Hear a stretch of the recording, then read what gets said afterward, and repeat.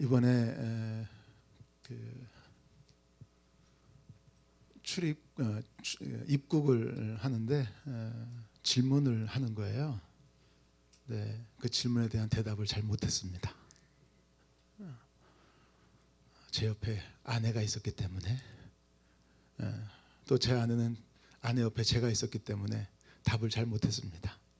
왜냐하면 듣는 심사관에게 들려주는 이야기가 아니라 남편한테 책 잡힐 영어가 되면 안 되기 때문에, 또 아내에게 책 잡히는 영어가 되면 안 되기 때문에 말을 주저하게 됩니다. 영어가 어려운 이유는요, 내 말을 듣는 상대방 때문이 아니라 내 옆에 있는 사람들 때문일 때가 많습니다. 특히 우리 한국인들이 그래요. 예. 언어라는 건 가장 중요한 게 뭐예요? 의사소통. 그죠? 내가 전하고자 하는 의도만 잘 전해주면 되잖아요. 예전에 제가 청년들 지도할 때 청년들하고 터키를 방문한 적이 있습니다. 그때 함께 방문한 친구들 가운데 영어가 정말 안 되는 친구들이 있었어요. 근데 이 친구들이 굉장히 걱정을 하는 거예요. 목사님, 저희 언어가 안 되는데 어떡해요? 걱정하지 마라. 너희가 위험한 일을 당하거나 혹은 의사 전달을 꼭 필요로 하는데 안 될 시에는 아무 염려하지 말고 한국말로 큰 소리로 얘기해라. 그런데요, 진짜로 아주 위험한 일이 발생했어요.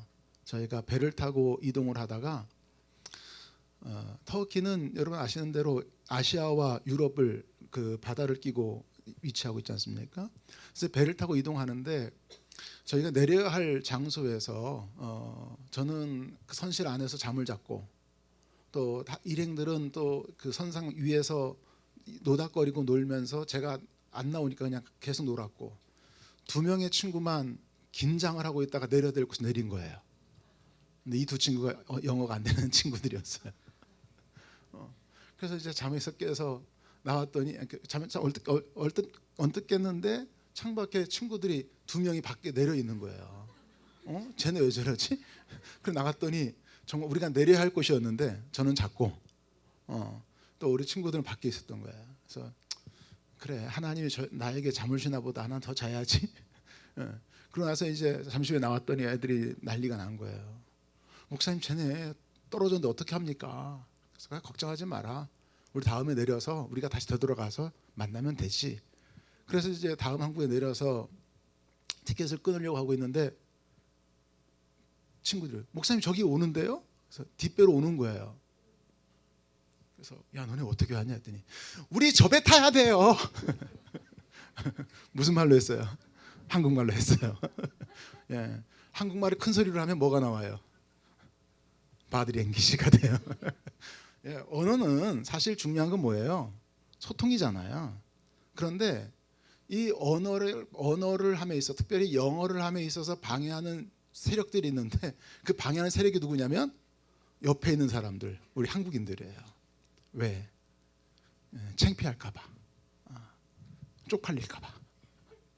상대방하고 상관이 없는데 내 옆에 있는 사람이 신경 쓰일 때가 많습니다. 홍성화 장로님, 죄송합니다. 제가 첫날 우리 처음 도착해서 우리 장로님하고 같이 식사를 하면서 교제를 했는데, 우리 장로님이 76년도에 캐나다에 오셨답니다.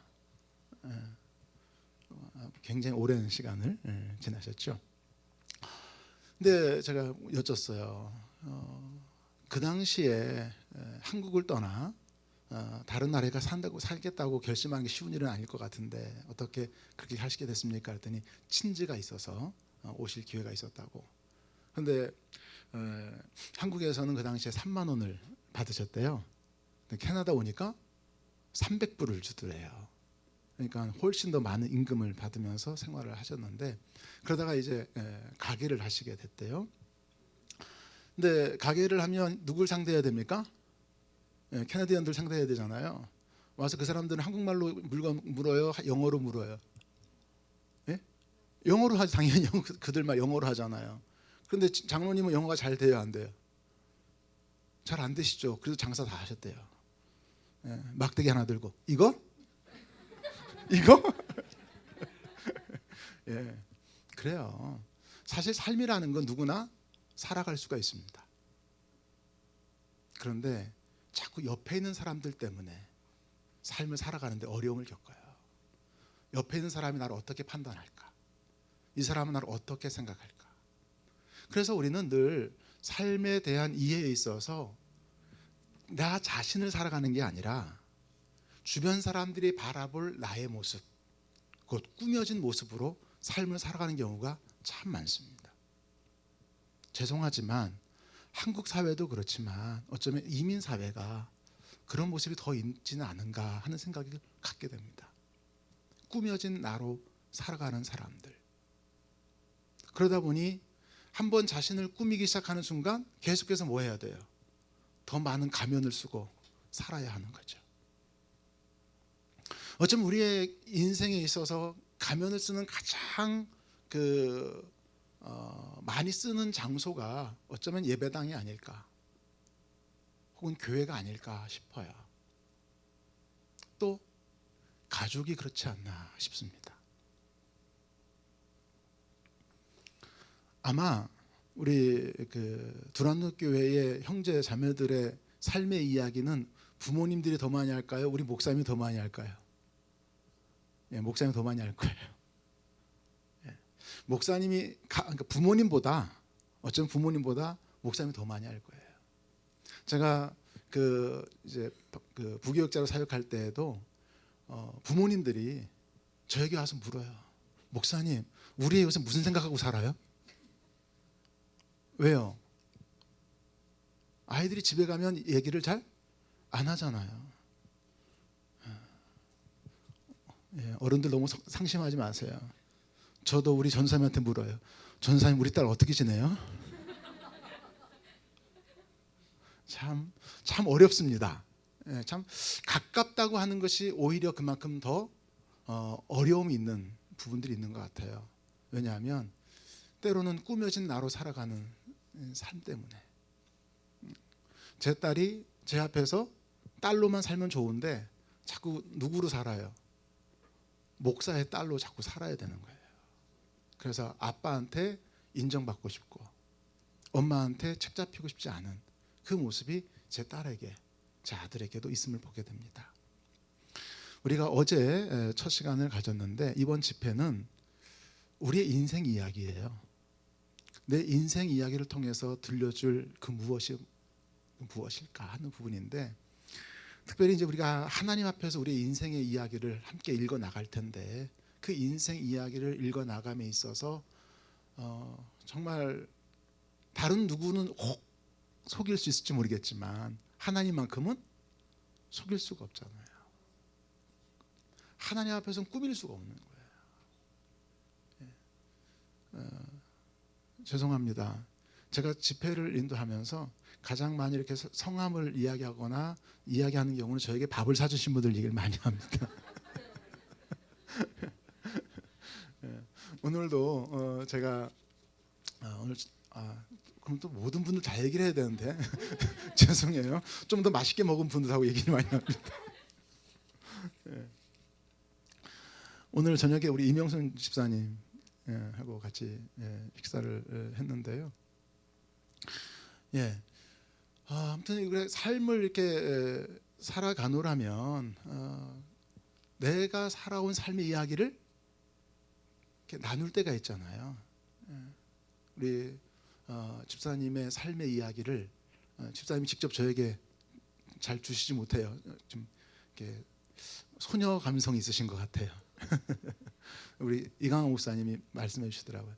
이분은요 기도를 하면 소녀 같아요. 굉장히 순진하고 그냥 솔직하게 기도를 하신다고 그렇게 말씀하시더라고요. 그러면서 이강호 목사님 그랬어요. 저는 그분의 기도가 너무 귀합니다. 예, 우리 하나님이 그 기도를 기뻐하실 거예요. 꾸며낸 기도보다 그냥 있는 그들의 감정이 고백되어지는 것, 이것을 하나님이 기뻐하지 않을까 싶어요. 아내가 남편부터 고백을 들을 때에도 꾸며낸 얘기보다 솔직한 마음으로 고백해 줄 때 그것이 기쁨이 되지 않겠습니까? 아무튼 우리들이 이번 집회를 통해서 꾸며진 모습이 아닌 있는 그대로 나의 모습으로 하나님 앞에 세워지는 그런 시간이 되었으면 합니다. 사실 우리는 인생을 살아가면서 부단히 노력하는 것 가운데 하나가 뭐냐면 무엇인가 되는 것에 관심이 많습니다. 그래서 현재의 자신에 대해서 만족하는 사람을 찾아보기가 사실 그렇게 쉽지가 않아요. 그래서 무엇이든, 그래서 무언가를 손에 넣어서든 어떻게 해서든지 더 큰 무엇이 되기를 원하고, 더 유명한 누군가가 되기를 원하고, 더 중요한 무엇이 되기를 위해서 굉장히 몸부림을 치는 경우를 보게 됩니다. 그것을 이루게 되면 우리는 그걸 뭐라고 말하느냐? 성공했다. 그렇게 표현을 해요. 그리고 그걸 이루지 못하면 실패라는 말을 합니다. 요즘 한국 사회에 그 자살하는 비중이 많이 높아졌어요. 한 세대 전, 이전 세대의 그 어르신들의 그 젊은 시절 삶하고 지금 시절의 삶하고 삶의 어떤 그 객관적인 차원에서 측면에서 볼 때 어느 시대가 더 그 부유합니까? 지금이 훨씬 더 부유하죠. 꿈을 이룰 수 있는 기회는, 꿈은 지금이 더 많을까요? 옛날이 더 많을까요? 예, 지금이 훨씬 꿈이 많습니다. 옛날 분들은요, 그냥 사는 거예요. 사실 어떤 뭐 꿈을 갖는다 그런 생각이 많지 않았어요. 소망이란 단어를 옛 어르신들은 별로 갖지를 못했어요. 그냥 주어진 일에 하는 거고 주어진 하루하루 살아가는 거였어요. 그런데 그 어느 순간 한국 사회가 소망을 갖기 시작했어요. 그래서 그 소망이 삶을 되게 열심히 살게 한 거예요.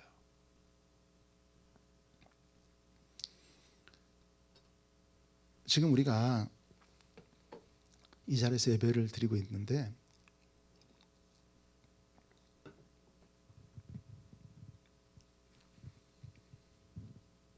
글쎄요, 제가 볼 때는 아마 우리가 실패했기 때문에 이 자리에 있는 게 아닐까 하는 생각을 갖습니다. 무엇에 실패했느냐? 가출에 실패해서 이 자리에 있는 게 아닌가 싶어요. 학창 시절, 젊은 시절을 지나다 보면 누구나 한 번쯤은 집을 나가고 싶다는 생각을 할 때가 있거든요. 그런가 하면 또 한편에서는 자살을 실패했기 때문에 우리가 지금 살고 있는 게 아닐까 하는 생각도 가져봅니다. 왜냐하면 살다 보면 이제 그만 뭐 하고 싶다 하는 생각이 들 때가 있어요.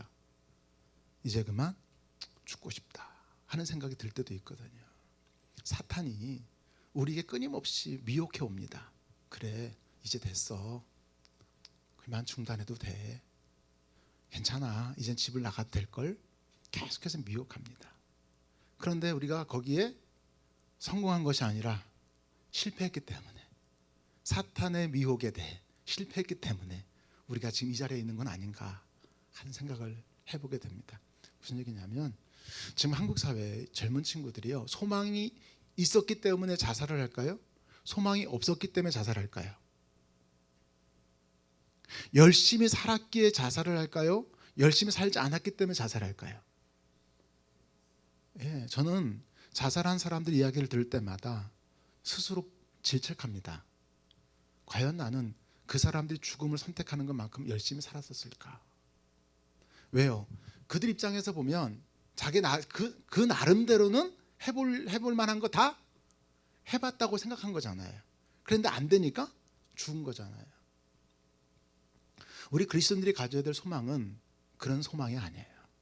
그래서 베드로는 우리에게 산 소망을 굳게 잡으라고 말합니다. 우리가 잡아야 할 것은 산 소망이지 죽은 소망이 아니에요. 그렇다면 지금 내가 붙들고 있는 소망은 죽은 소망일까요? 산 소망일까요? 우리들이 예수 그리스도 안에서 거듭남을 경험한 후에 가지는 소망이 산 소망입니다. 거듭남이 없는 소망은 결국 어디에서 성취하고 싶은 거예요?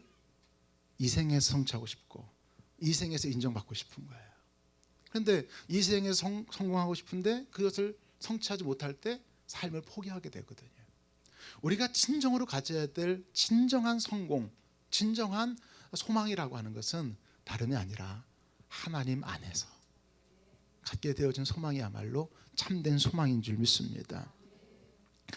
그러기에 우리가 하나님 안에서 참 소망을 갖고 그 소망의 삶을 살아가게 될 때 우리에게 주어진 은혜가 있는데, 그 은혜가 무엇이냐면 나의 나 된 것이 나의 열심으로 된 것이 아님을 이야기할 수 있는 거예요. 물론 나의 열심이 있어요, 없어요? 당연히 있어야죠. 당연히 나에게 열심이 있어야 하지만, 오늘 우리 전생 기도하신 것처럼 삶의 성실함이 우리에게 있어야 하지만 그 성실함만 갖고 되는 건 아니잖아요. 하나님의 은혜가 우리를 나로 나되게 하는 것이지 않습니까? 그래서 우리가 하나님 안에서 참 성공을 하게 되면 나의 나된 것은 오로지 주의 은혜라. 그래서 나의 성공 이야기가 아닌 하나님의 은혜 이야기를 나누는 것, 그것이 바로 진정한 성공을 이룬 자의 고백이라고 생각이 됩니다. 이 자리에 함께한 우리 모든 하나님의 사람들에게 이와 같은 은혜가 있기를 간절히 소망합니다. 그래서 우리가 교회에서 셀 모임을 갖든 그룹에서 모임을 갖든 이야기를 나눌 때 그 이야기가 자랑의 이야기가 되지 않고 은혜의 나눔이 될 수 있기를 소망하고, 또 누군가 그런 하나님의 은혜 이야기를 나눌 때 아이고 저것도 자랑하네 하고 생각경을 끌 것이 아니라, 그렇구나, 저 사람에게도 하나님의 은혜가 임했구나. 그렇다면 누구에게도, 나에게도 하나님 이러한 은혜를 허락해 주십시오. 그래서 우리 교회 안에서 나눔이 정말 풍성한 나눔이길 간절히 소망해요. 올 초에 제가 어느 교회에 그 헌신 예배를 인도하러 갔었는데 그 교회 목사님이 이렇게 말씀하시더라고요. 목사님, 우리 교회는 3주 지난 간증은 간증도 아닙니다. 3주가 지난 간증은 간증이 아니래요. 무슨 얘기입니까? 그들의 간증은 어떤 하나님, 어느 하나님을 고백하고 있는 거예요? 지금 내가 만나고 있는 하나님을 고백하는 거예요. 제가 그 이야기를 들으면서 그렇구나. 제가 사실 저의 삶의 이야기를 들려주고 싶은 부분이 있는데 그래서 제가 이번 집회 때 안 하려고요. 왜냐하면 왕년 이야기라. 우리는 흔히 간증을 한다 할 때 어떤 이야기가 많냐면 왕년 이야기가 너무 많아요. 왕년에 있었던 간증. 근데 그만한 간증은 누구나 다 있잖아요. 중요한 것은 왕년의 간증이 아니라 언제 간증이에요? 지금의 이야기. 지금 나의 삶을 어루만지는 하나님의 이야기. 이게 진짜지 않겠습니까? 그래서 우리 그 시온성교회나 두란노 교회가 셀 모임을 가질 때 정말 은혜가 풍성한 이야기가 있기를 원하는데, 그 이야기가 언제 이야기요? 지금 오늘 하나님이 나와 함께 하셨던 그 이야기들을 마음껏 공유하고 한 주간 동안 있었던 이야기들을 공유할 수 있는 우리 교회 두 교회의 우리 성도들이 되어지기를 간절히 소망합니다. 또 하나, 저는 은혜 받았다 이제 설교를 하고 나면 꼭 이제 예배 마치고 난 다음에 은혜 받았습니다 이런 말씀들 하시잖아요. 그럼 제가 그렇게 인사하지 말라고 그래요. 예, 은혜는 내가 듣고 싶은 이야기를 들을 때 은혜가 아니에요. 근데 많은 경우는 듣고 싶었던 이야기 들으면 은혜 받았다 그래요. 진짜 은혜는 뭐냐면요, 오늘 그 말씀을 통해 내게 주신 도전이 있잖아요. 깨달음, 도전. 근데 그 말씀을 갖고 한 주간 동안 살아보는 거예요. 진짜 말씀이 그런가? 그래서 말씀대로 사는 거예요. 근데 말씀대로 사는데 실패할 때가 있어요, 없어요? 당연히 있어요. 그런가 하면 그 말씀대로 살았더니 또 정말 하나님의 돌보심이 경험돼야 한대요. 또 경험될 때가 있는 거예요. 그러면 그 다음 주에 고백하는 거예요. 목사님 지난주에 들려주신 말씀대로 제가 한 주간 동안 그 말씀대로 살아봤더니 실패했습니다. 너무나 힘겹습니다. 정말 삶의 현장은 너무나 다릅니다. 이 이야기 자체가 뭐예요? 그게 은혜의 이야기인 거예요. 때로는 그 말씀대로 순종하였더니 정말 예상치 못했던 일들을 하나님께서 허락해 주셔서 소위 말하는 성공을 경험했을 때 그 이야기를 또 들려주는 거예요. 그게 뭡니까? 그게 바로 은혜의 이야기인 겁니다. 곧 은혜의 이야기는 다른 것이 아니고 듣고 싶은 얘기를 들을 때 은혜가 아니라 그 말씀대로 살아왔습니다. 그 이야기가 진정한 은혜의 이야기인 줄 믿습니다. 그래서 우리 두 교회가 이제 주일마다 선포되어진 말씀을 듣고 그 말씀을 그냥 그 시간에 듣고 흘러가는 것이 아니라 그 말씀이 하나님께 정말 내게 주신 말씀으로 한 주간 동안 주신 말씀인 줄 알고 인생의 이정표인 줄 알고 그 말씀을 붙들고 살아가는 귀한 은혜가 있기를 간절히 소망합니다. 예.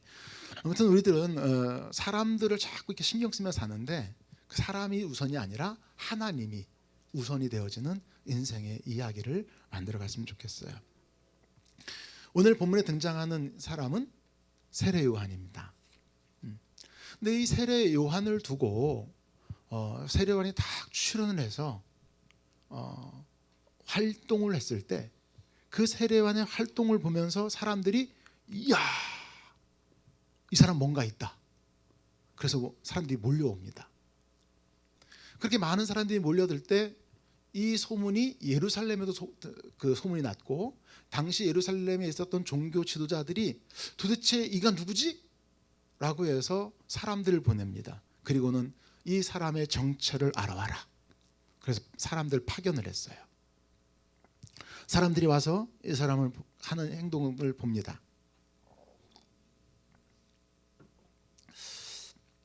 뭔가 달라요. 그래서 이렇게 묻습니다. 자, 성경 읽게 성경 봉독하겠습니다. 1장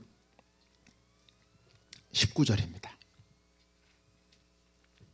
유대인들이 예루살렘에서 제사장들과 레위인들을 요한에게 보내어 네가 누구냐 물을 때에 요한의 증언이 이러하니라. 요한이 드러내어 말하고 숨기지 아니하니 드러내어 하는 말이 나는 그리스도가 아니라 한데, 나는 그리스도가 아니라 이 말은 지금 사람들이 와서 당신 누구라고 물어본 거예요.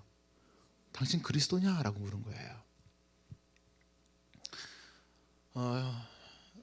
신약을 전공하는 학자들이 그 성경을 이제 신약의 성경이 27권의 책이 있지 않습니까? 그 특별히 이제 그 가운데 이제 바울 서신이 뭐 13개 혹은 14개 뭐 얘기합니다만은 아무튼 그 서신들이 어떤 서신이 먼저 쓰여졌고 어떤 서신이 나중에 쓰여졌을까를 판단할 때 여러 기준이 있어요. 그 기준 가운데 하나가 예수 그리스도라고 표기가 되고 있는 서신과 그리스도 예수라고 표기되는 서신의 차이가 있습니다. 예수 그리스도나 그리스도 예수나 엎어치나 매치나 매 한 가지 아니에요? 그런데 학자들은 다르게 봅니다. 예수 그리스도냐 그리스도 예수냐 서신에 어떤 것이 나오냐를 가지고 그 어떤 서신이 먼저냐 나중이냐를 판단합니다. 자, 한번 찍어볼까요? 예수 그리스도가 먼저일까요? 그리스도 예수가 먼저일까요? 그리스도 예수가 먼저? 예, 그러면 그 논지는 뭡니까? 그 이유는 뭡니까? 미안해요. 찍으라고 해놓고 또 예, 학자들 얘기로는 예수 그리스도가 먼저 쓰여진 것이고 그리스도 예수가 나중에 쓰여진 것이라고 이야기를 합니다. 이유는 예수도 누구다? 그리스도다라고 소개를 한다는 거예요. 그런데 나중에 가면 그리스도는 누구예요? 예수. 이 말은 예수님께서 활동하실 당시에 그리고 기독교 초기에 저마다 그리스도라고 말했던 사람들이 예수님 말고도 있었던 겁니다. 그래서 지금 그 요한이 활동하는 모습을 보면서 사람들이 와서 뭐라고 물어요? 당신이 그리스도냐? 라고 묻는 거예요. 자칭 메시아, 자칭 그리스도라고 했던 사람들이 예수님 당시에도 있었습니다. 그러다가 교회가 예수님의 사역을 통해서 십자가의 죽음과 부활 그 경험 속에서 이제 자연스럽게 그리스도는 누구밖에 없어요.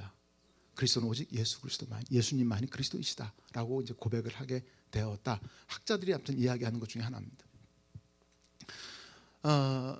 이처럼 세례 요한이 어떤 활동을 하면 유대인들은 당신 메시아입니까? 이렇게 묻습니다. 당신이 그리스도입니까? 왜냐하면 그만큼 유대인들은 누구를 소망하고 있어요? 메시아를 소망하는 거예요. 그래서 조금 뭔가 다른 활동을 하는 그런 분이 있으면 메시아인가? 그렇게 물어오는 겁니다. 그런데 세례 요한은 뭐라고 대답합니까? 난 메시아가 아닙니다. 난 그리스도가 아닙니다. 그런데 두 번째로 질문합니다. 21절 또 묻되 그러면 누구냐? 내가 엘리야냐? 이르되 나는 아니라. 이제 당신 메시아입니까? 그랬더니 아니요. 그러니까 이번 또 뭐라고 물어요? 그러면 엘리야입니까? 그럼 왜 엘리야냐고 물었을까요? 예, 예언서에서 이 메시아가 오시기 직전에 나타날 선지자가 있어요. 그가 누굽니까? 엘리야였거든요. 그래서 당신이 그러면 엘리야입니까? 라고 물은 거예요. 이제 곧 오실 메시아를 준비하는 그분이 맞습니까? 이렇게 질문했어요. 그랬더니 아닙니다.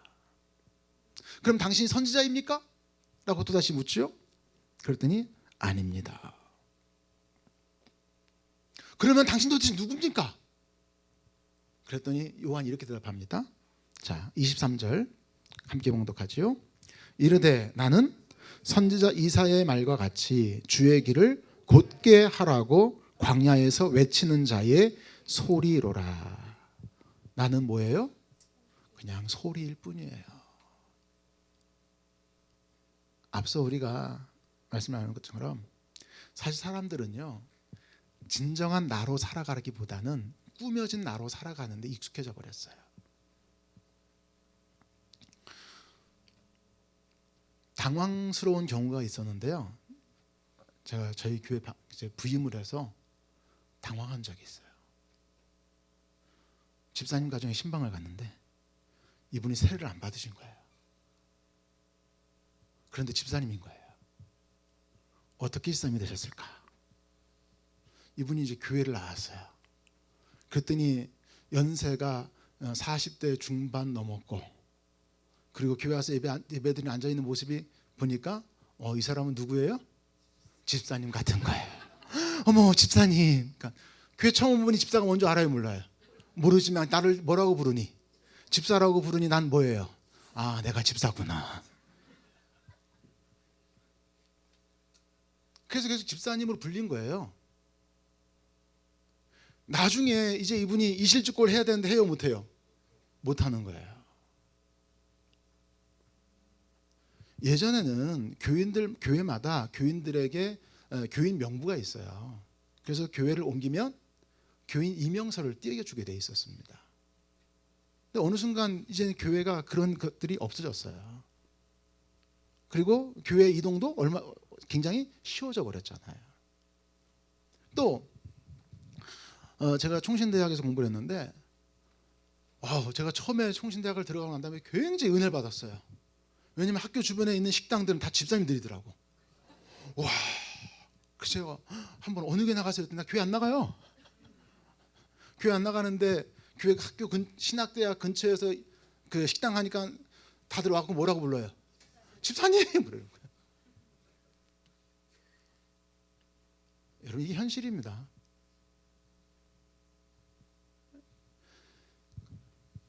교회 안에서도 집사가 아니고 권사가 아니고 연세만 좀 한 60대 분에 좀 그 교양 있어 보이는 분만 딱 오시면 뭐라고 불러요? 권사님 부르잖아요. 60대 남성이 왔는데 아주 중하게 다 성경을 보는데 여유가 있고 찬양하는데 주여. 그럼 뭐라고 불러요? 김경진 목사님 오시면 뭐라고 불러요? 장로님이십니까? 그렇지 않아요? 왜? 이게 익숙해져 버린 거예요. 그런데 또 거기다 한국인들은 체면 의식이 있거든요. 그러니까 아니라는 말을 합니까, 안 합니까? 잘 못합니다. 아니란 말을 잘 안 합니다. 그냥 가만히 있습니다. 가만히 있으면 장로 되고 가만히 있으면 집사 되는 거예요.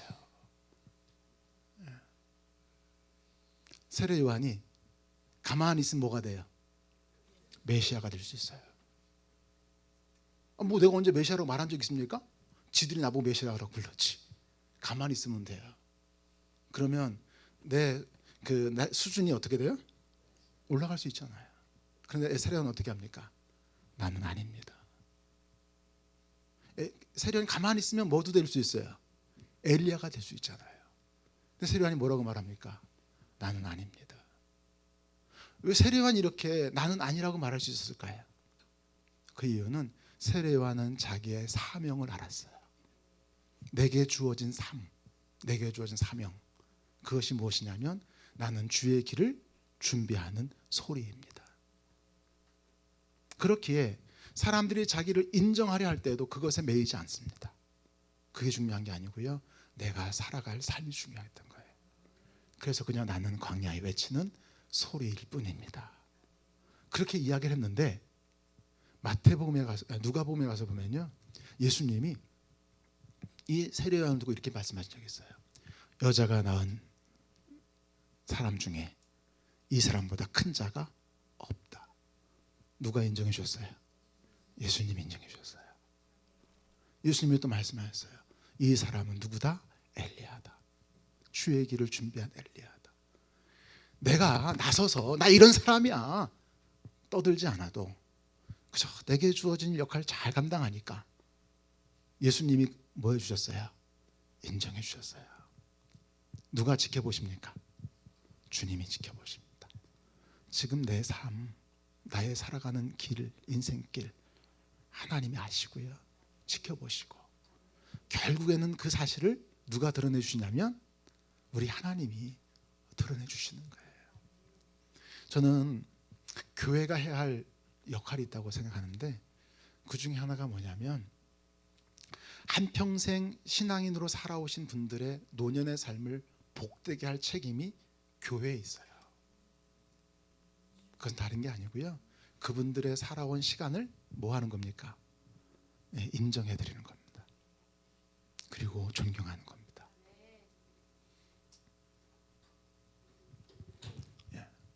제가 그래서 우리 이강호 목사님 보고 감사하다 그랬어요. 우리 김경지 목사님을 받아주셔서.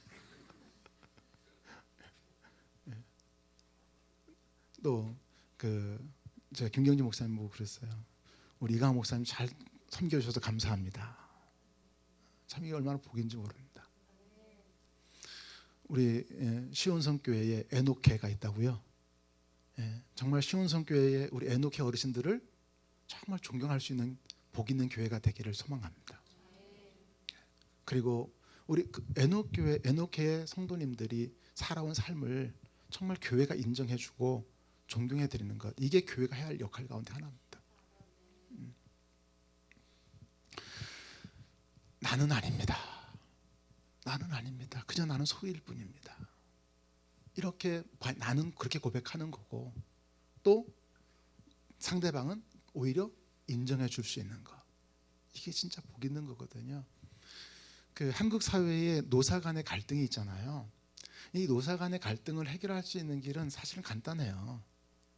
뭐냐면 노조 입장에서 볼 때요, 내가 일할 수 있는 이유는 무엇 때문입니까? 내가 직장 생활할 수 있는 이유는 무엇 때문이에요? 내가 하고 싶어서예요? 뽑아줘서예요? 뽑아줬으니까 하는 거예요. 내가 하고 싶다고 할 수 있는 게 아니에요. 에어 캐나다에 출근하실 두 분 계십니까? 내가 가고 싶다고 갑니까? 그랬으면 저는 서울대 나왔어요. 가고 싶다고 갈 수 있는 게 아니잖아요. 뭐 했으니까 갈 수 있습니까? 뽑아줬으니까. 나에게 뭐 할 기회를 준 겁니까? 일할 기회를 준 거죠. 그래서 내게 일할 기회를 줘서 열심히 일을 했더니 뭐도 줘요? 주급도 주고 월급도 주잖아요. 돈도 주잖아요. 얼마나 감사합니까?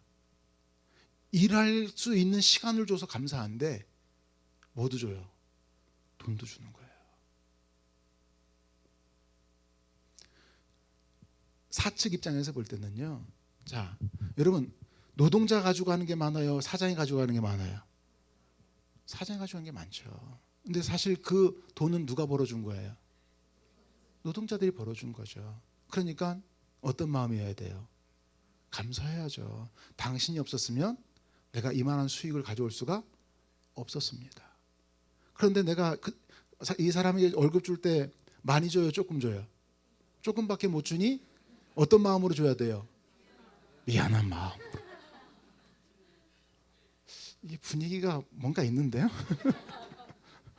예, 주인 사측 입장에서는요, 당신 덕분에 내가 이만 많은 돈을 벌었지만 그에 비해서 수고에 비해 적은 것들이니 미안합니다 하는 마음이고, 노동자 입장에서는 당신 덕분에 일할 기회도 얻었는데 또 나 생활할 수 있도록 생활비도 주시니 감사합니다 하면 노조 간에 갈등이 있을 이유가 없어요.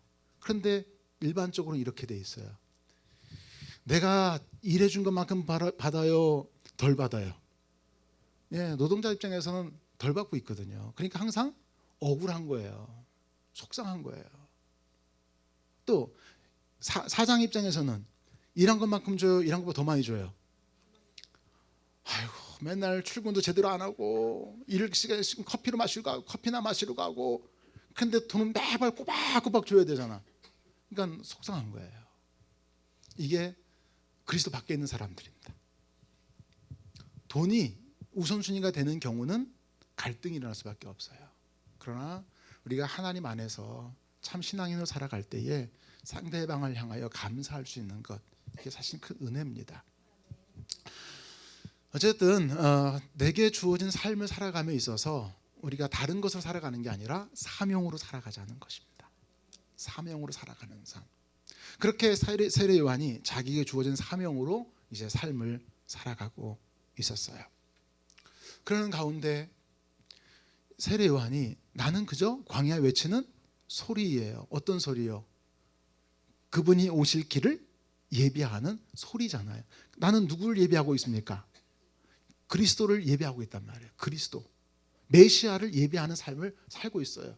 그런데 이제 세례 요한에게 숙제가 생긴 거예요. 나는 지금 누굴 준비한다고요? 예수님이 아니고 메시아, 그리스도를 준비하는 겁니다. 메시아를 준비하고 있는데 메시아가 누구인지 알아요, 몰라요? 모르겠는 거예요. 그래서 하나님께 기도하는 겁니다. 주님, 메시아가 오실 때 내가 메시아가 누구인지를 어떻게 합니까? 어떻게 하면 알 수 있습니까? 33절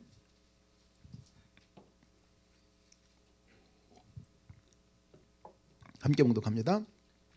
나도 그를 알지 못하였으나 나를 보내어 물로 세례를 베풀라 하신 그이가 나에게 말씀하시되 성령이 내려서 누구 위에든지 머무는 것을 보거든 그가 곧 성령으로 세례를 베푸는 이인 줄 알라 하셨기에, 나도 그를 알지 못하였으나 나를 보내어 물로 세례를 베풀라 하신 그이가 누굽니까? 하나님이시죠. 하나님이 세례 요한에게 사명을 주셨어요. 어떤 사명? 물로 세례를 베푸는 사명을 주신 거예요. 그래서 하나님이 나에게 세례를 베풀라고 사명을 주신 하나님께서 나에게 말씀하시되, 나는 누구겠습니까? 세례 요한이죠. 나에게 말씀하시되 성령이 내려서 누구 위에든지 머무는 것을 보거든 그가 그 성령으로 세례를 베푸는 이인 줄 알라 하셨기에, 자, 누가 메시아예요? 성령이 그 위에 내리는 그 사람이 메시아인 거예요. 그래서 이제 세례 요한은 세례를 베푸는 가운데 성령이 임하시는 이가 누군가를 유심히 살펴봅니다. 그런데 그 성령이 임재하신 분이 누구예요? 예수님이었던 거예요. 그런데 이상합니다. 31절 나도 그를 알지 못하였으나, 33절 나도 그를 알지 못하였으나, 누가 하는 말일까요?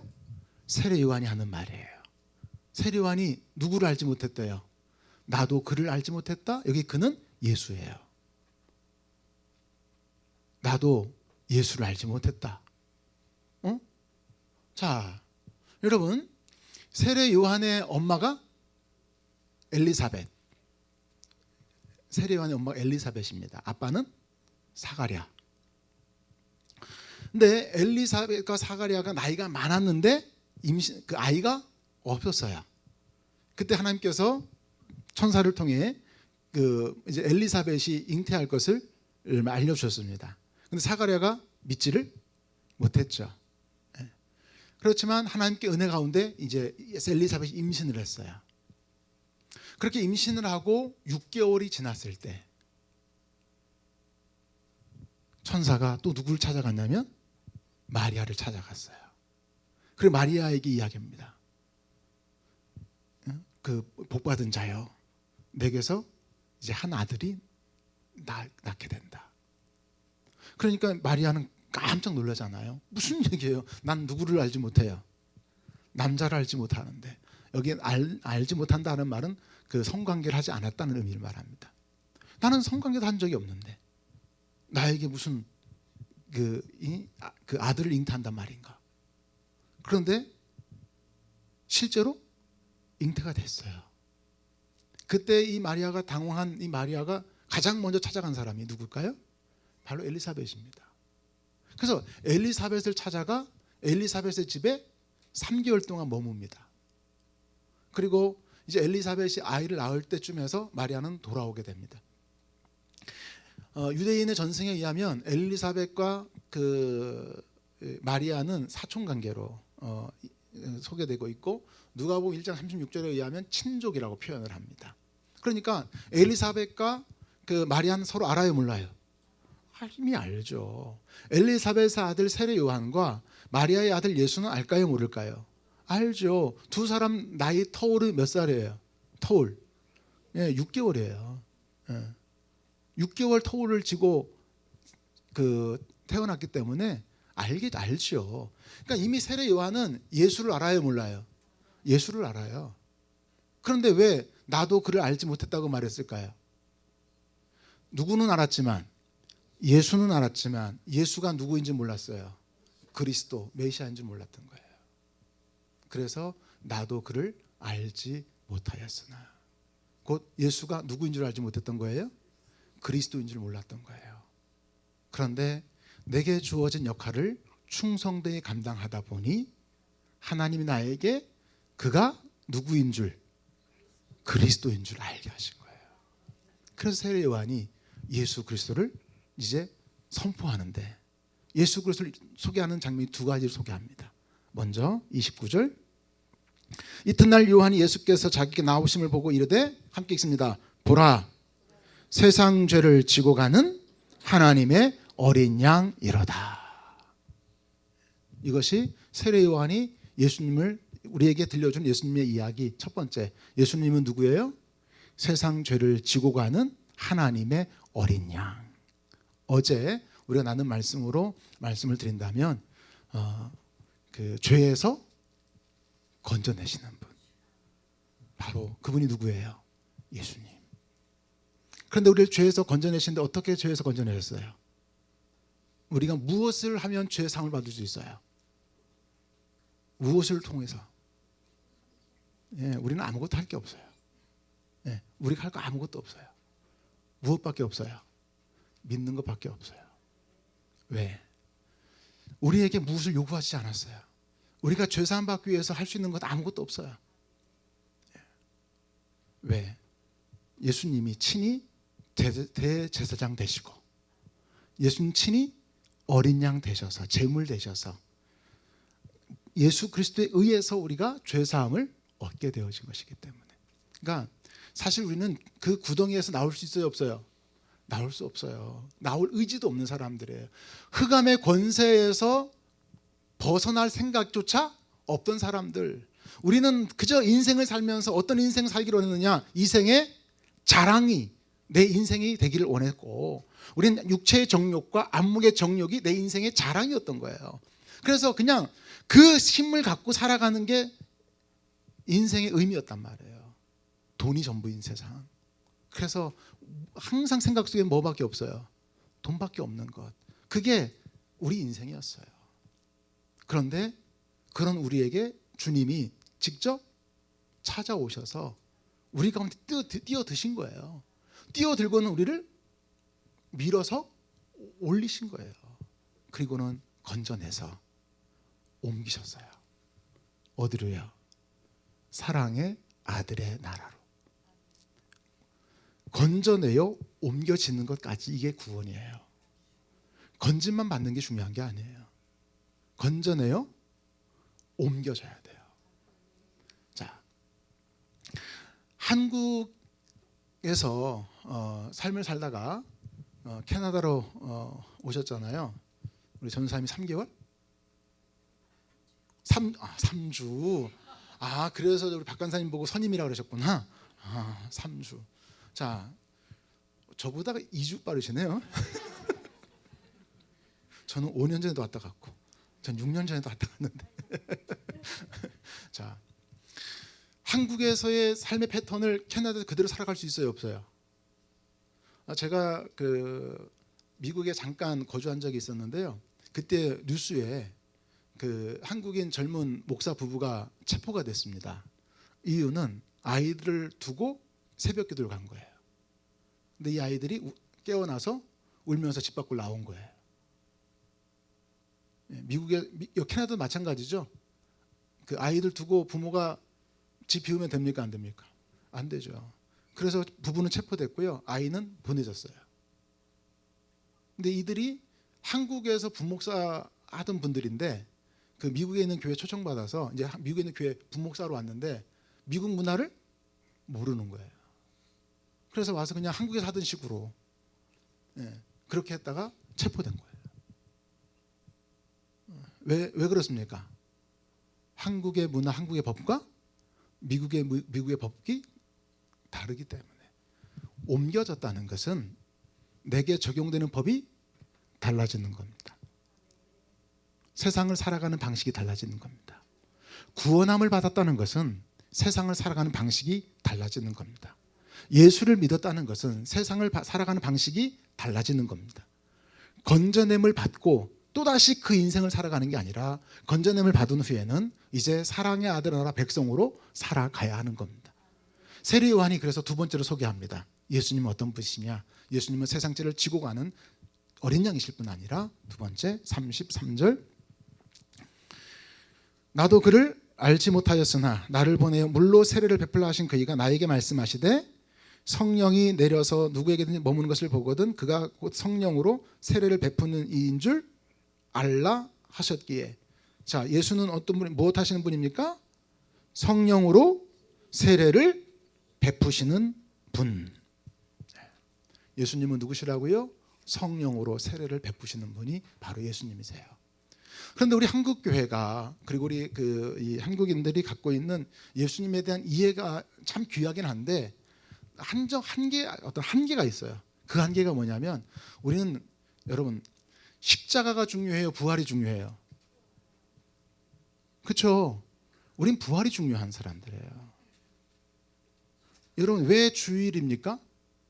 왜 우리가 예배를 주일에 지켜요? 부활하신 날이기 때문에. 우리는 부활의 증인들이지 십자가의 증인이 아닙니다.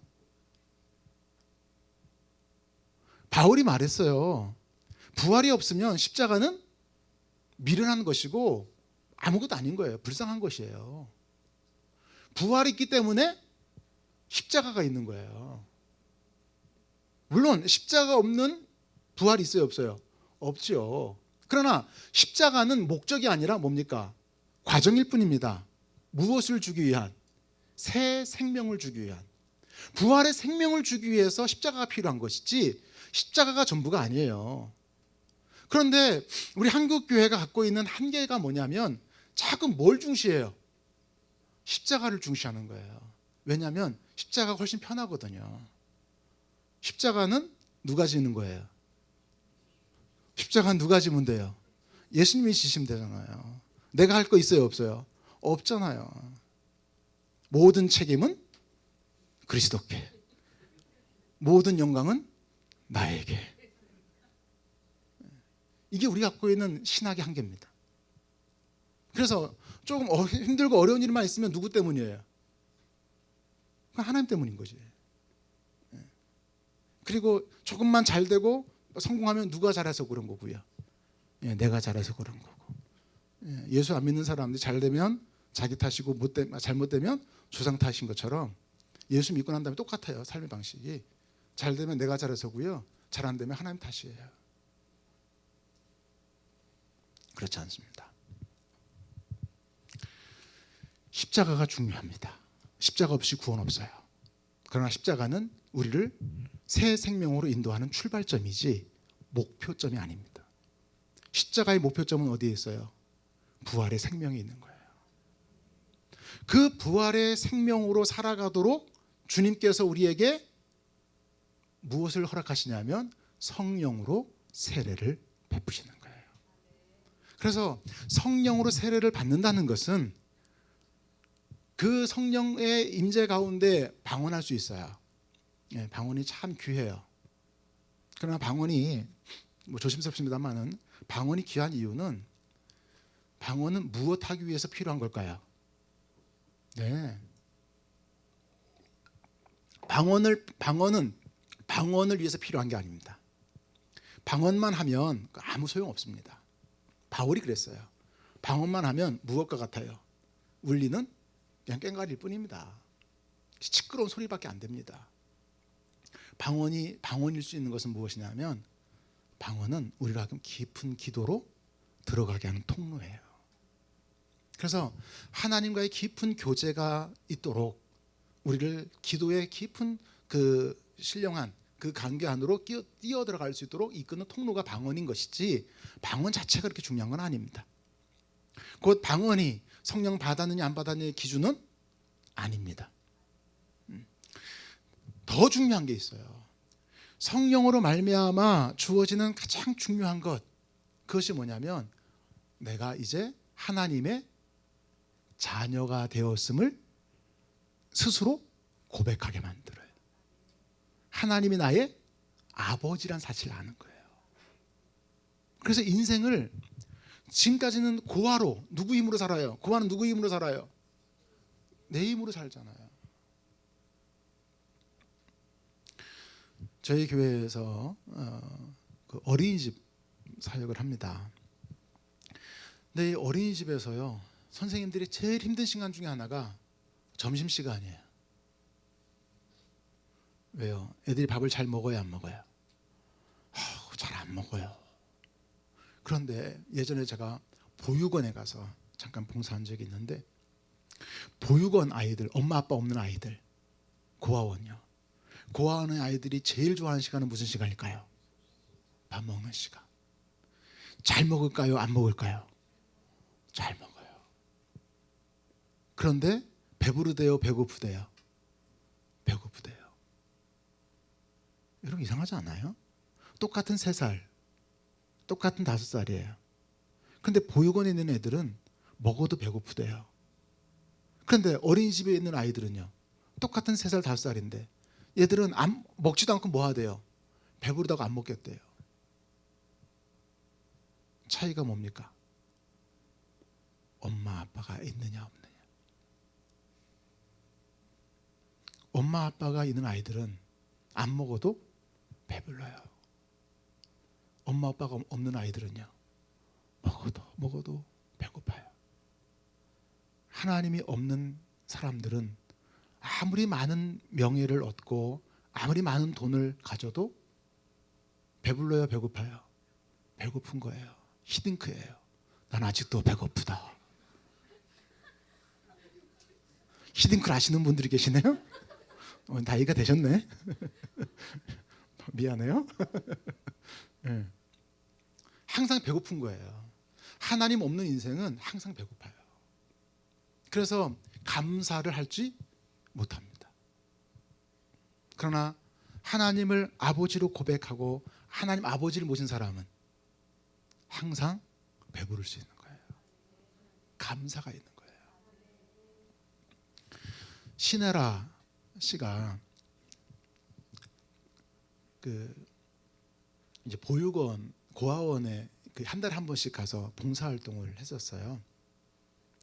그러다가 이 고아원에서 하는 행사 중에 이 아이들이 입양되어져 가기 전에 자매 결연된 가정에 가서 뭐 이틀, 3일 이렇게 지나면서 가정 훈련을 받는 그러한 프로그램이 있습니다. 신혜라 씨가 한 여자 아이를 집으로 데려왔어요. 그런데 그 아이를 결국 입양했습니다. 이유가 뭐냐면 밥을 먹는데 이제 식탁을 차렸어요. 그랬더니 이 아이가 혼잣말로 하는 말, 식판이 아닌 것으로 처음 밥 먹습니다.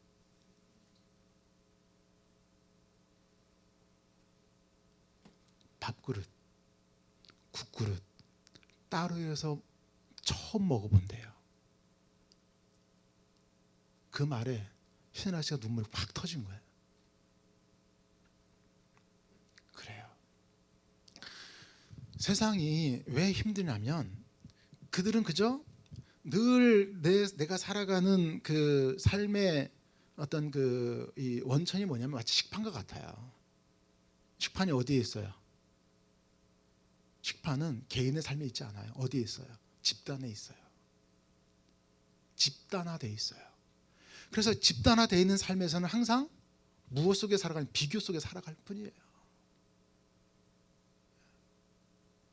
그런데 가정은요? 혹시 식판에 밥 먹어보신 분? 뭐 남자분들은 군대를 갔다 오셨으면 다들 식판에 식사하시지 않겠어요? 근데 우리가 삶을 살며 식판에 밥 먹는 경우가 많잖아요. 물론 이제 교회 수련회 가면 식판에 밥 먹기도 하지만 삶의 자리가 다릅니다. 우리가 하나님을 믿는다는 것은 하나님의 은혜로 말미암아 우리가 무엇을 회복하냐면 가정을 회복하는 거예요. 하나님 없이 살던 인생이 하나님 안에 들어오는 순간 뭘 얻냐면 가족을 얻어요. 그 가족이 뭐예요? 교회입니다. 우리의 남아있는 인생에 있어서 가장 소중한 공동체가 뭐냐면 교회예요. 그 교회 안에서 우리가 가족됨을 회복해 가는 겁니다. 세례요한은 예수님께서 우리 가운데 오셔하신 일이 어린 양으로서 죄를 제거하시고 죄를 사하시며 우리로 하여금 성령의 세례를 주시는 분으로서 우리가 새로운 인생을 살게 하시는데 그 출발점이 뭐냐? 하나님을 아빠, 아버지로 부르게 합니다. 그래서 하나님의 가족이 되는 거예요. 나에게 가족을 주시는 가족. 예수 믿고 났더니 내게 누가 생겼어요? 가족들이 생긴 거예요. 누가 가족이에요? 우리 옆에 있는 분들이. 하나님 내게 주신 가족들. 사랑의 고백을 하도록 주신 가족들. 그 가족들과 더불어서 이제 우리가 삶을 살아가는 겁니다. 그 가족들의 삶을 살아가는 데 있어서 하나님 우리에게 그 교회란 통로를 통해 무엇을 주시냐면 양식을 주시는데 그 양식이 바로 말씀인 거예요. 그 말씀을 누굴 통해 주십니까? 목사를 통해서 우리에게 말씀을 주시고. 근데 목사를 통해서만 주십니까? 우리는 성경 읽을 수 있어요, 없어요? 읽을 수 있죠. 말씀 묵상해요, 안 해요? 말씀 묵상하죠. 그 말씀 묵상하는 가운데 성령께서 우리를 주관하시는 거예요. 그래서 예수님께서 내가 먼저 가면 내가 너희를 고와 같이 버려두지 아니하고 너에게 누구를 보낸다? 성령을 보낸다. 그가 너에게 오시면 너희로 하여금 말씀을 생각나게 하고 깨닫게 하고. 그래서 요한계시록에 보면 말씀을 읽는 자와 듣는 자와 그 가운데 기록된 데 지켜 행하는 자가 복이 있다 말씀하시는 거예요. 그리스도인의 행복은 다른 데 있지 않아요. 우리가 교회를 형성하여서 그 가족됨을 이루어 살아갈 때 우리가 가장 하나님의 은혜를 누릴 수 있는 것이 뭐냐면 무엇입니까? 말씀인 거예요. 그래서 그 말씀을 우리가 읽도록 우리 안에 역사하시는 이가 주님이 우리에게 보내주신 성령이신 거예요. 그게 성령 세례입니다. 성령 세례가 우리 가운데 주어질 때 말씀 자꾸 읽고 싶어요. 그리고 그 말씀이 읽을 때 자꾸 말씀이 막 살아나요. 그런 경험하시는 분들의 이야기를 많이 듣게 돼요. 저도 그렇고요. 뭐냐면요, 성경을 읽는데 잠이 달아나요. 성령의 임재 가운데 성경 있잖아요. 그러면 성경을 읽는데 잠이 오는 게 아니라 잠이 달아나요.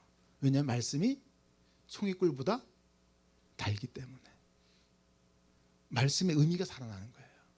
그래서 그 말씀이 나를 자꾸 때로는 나를 치기도 하고 나를 위로하기도 하고, 그래서 그 말씀 안에서 신앙을 온전하게 세워가도록 주님이 우리에게 성령을 주십니다. 그래서 성령 세례를 받은 자의 특징은 말씀이 깨달아지는 겁니다. 그리고 그 말씀이 생활 속에 자꾸 뭐예요? 생각나는 거예요. 주일날 들은 말씀이 갑자기 주중에 생각나는 거예요. 이게 성령의 은혜입니다. 그리고 생각이 날 때 그냥 스쳐 지나가는 게 아니라 그 말씀대로 살아가려고 애를 쓰는 거죠. 이게 성령께서 우리에게 주신 은혜입니다. 그래서 그렇게 삶을 살아가노라면 자연스럽게 우리의 가치관이 바뀌게 되는 거예요. 가치관이 달라져요. 왜요?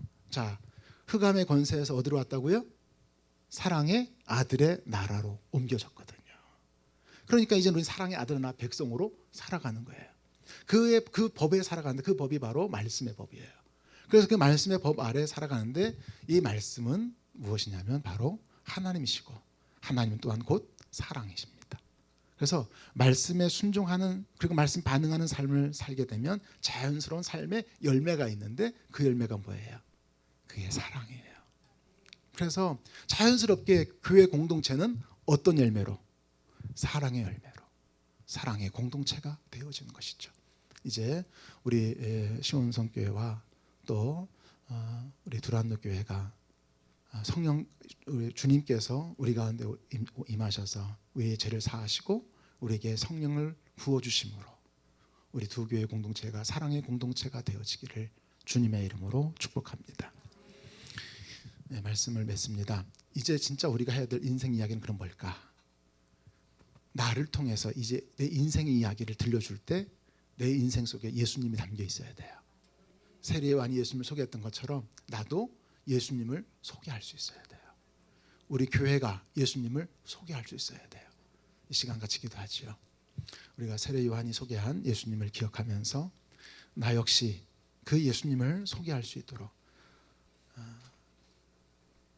꾸며진 나로 살았던 삶, 이것을 우리가 좀 점검했으면 좋겠어요. 예수를 믿노라고 하면서도 여전히 지금도 내가 꾸며진 삶을 살고 있는 거 아닌지, 그래서 가면을 쓰고 살아가고 있는 것은 아닌지 시간 점검하며 기도했으면 좋겠고요.